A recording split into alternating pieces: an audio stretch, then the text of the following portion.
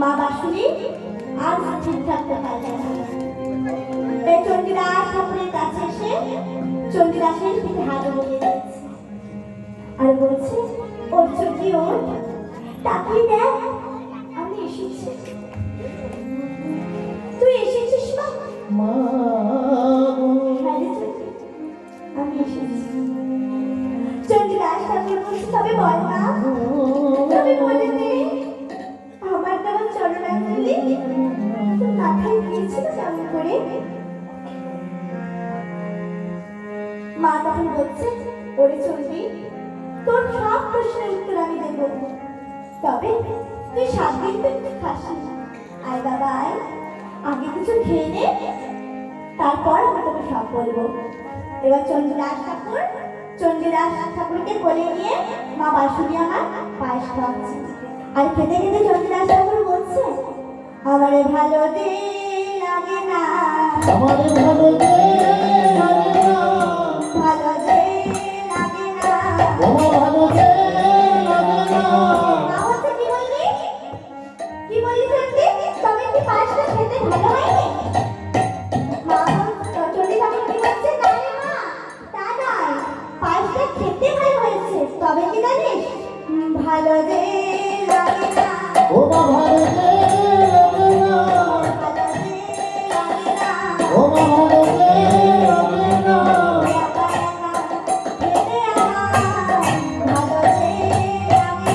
ও মা একা একা খেতে আমার ভালো দে লাগে না।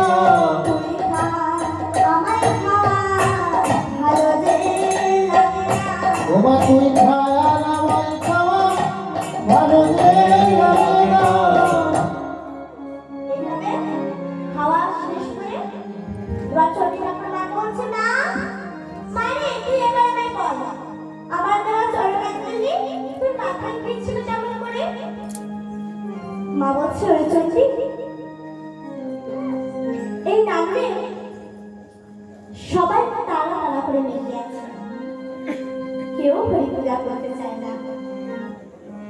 জমিদার দুর্লভ রায় প্রতাপে, তবে একজন ভক্ত আছে, সে নিশি রাতে অতি গোপনে হরি পূজা করে পূজার ফুল সামগ্রী রাতারাতি এই বাঁশুরি দিদিতে এসে বিসর্জন দিয়ে দেয়।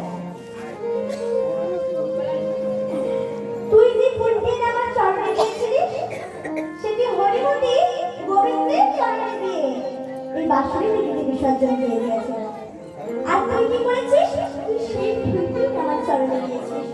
তবে বল বল চণ্ডী, আমি মনে করে নেব চরণে গুরুদেবের পূজার ফুল, গুরুদেবের পূজার ফুল।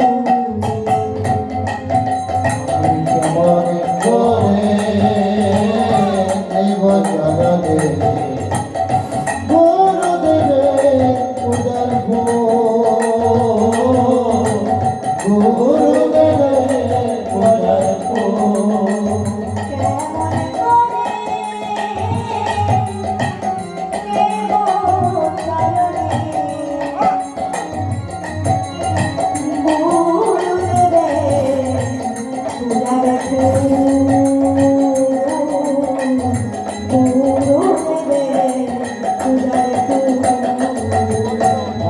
মনে করে নেব চরণে ওই